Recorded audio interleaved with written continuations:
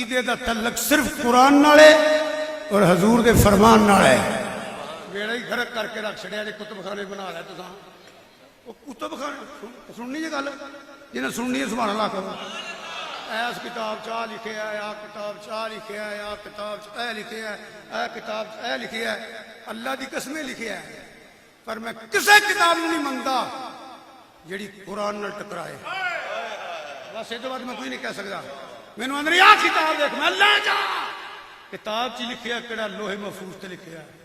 जे मैं सारिया किताबां नूं मनदा एक इशारा देन लगा, सिर्फ मौलवी सुनो, जे मैं सारिया किताबां नूं मनदा ते मैं ज़हरा नूं मंगन तोड़ देंदा। मैं अज तक नहीं मनिया, मैनू रब दी इज्जत दी कसम बीबी पाक मंगल नहीं गईया, मंगल नहीं गईया, मंगल नहीं गईया।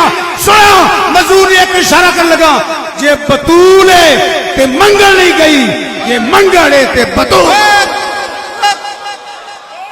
तू केड़ियां किताबां जेड़ी नारा तकबीर भाई दो हाथ उठा के नारा रिसालत, नारा रिसालत, नारा तहकीक, नारा हैदरी, सैयद फिदा हुसैन शाह साहब। शेखुल इस्लाम ख्वाजा कमरुद्दीन सियालवी रहमतुल्लाह अलैह कोई मने ना मने मैं लफ्ज़ सुने ने, फरमाओ लै जो की अल्फ लैला दियां कहानियां चुकियां ने। मेरा तो कद नहीं, मगर सुन लो जिंदाबाद मसला सुन, तेनू इस नाम से तड़पया मसला भी सुन। यही तुहानू बीमारी है, तवज्जो है। मुनाज़िर आज़म मौलाना मुहम्मद उमर साहब रहमतुल्लाह अलैह, तुहानू नहीं पता असां कन्नां नालों वादा सुनिया ने। किन्नू चौं खज्जियां वास्ते घरों बाहर कड्ढिया जे।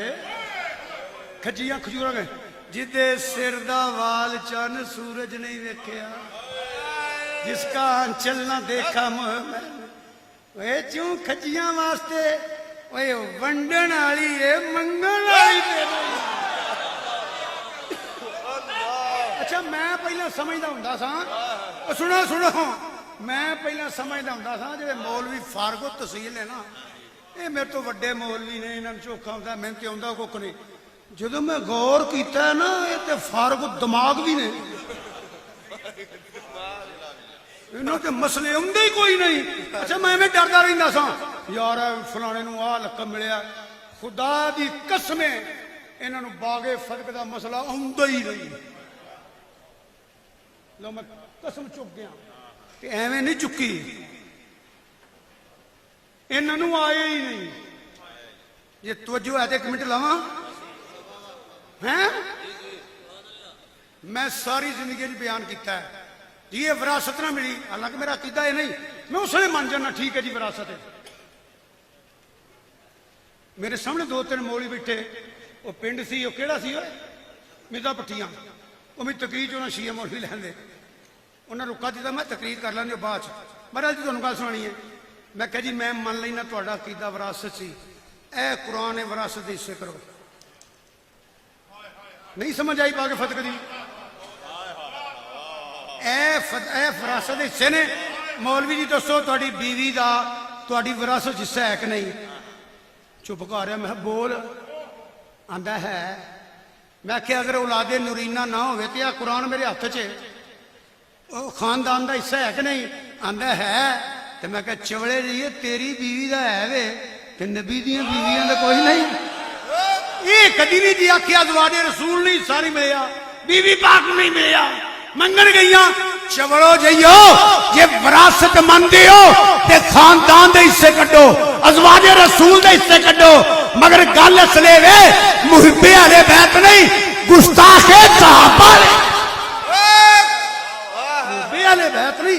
ए जे मसला फदक ते बाकी दूजा ए वे, मैं वजाहत नहीं करनी। जे माले फै आखो तो वह भी कुरान मौजूद है, विच गरीबां दा हिस्सा, मस्कीनां दा हिस्सा, यतीमां दा बाफरा।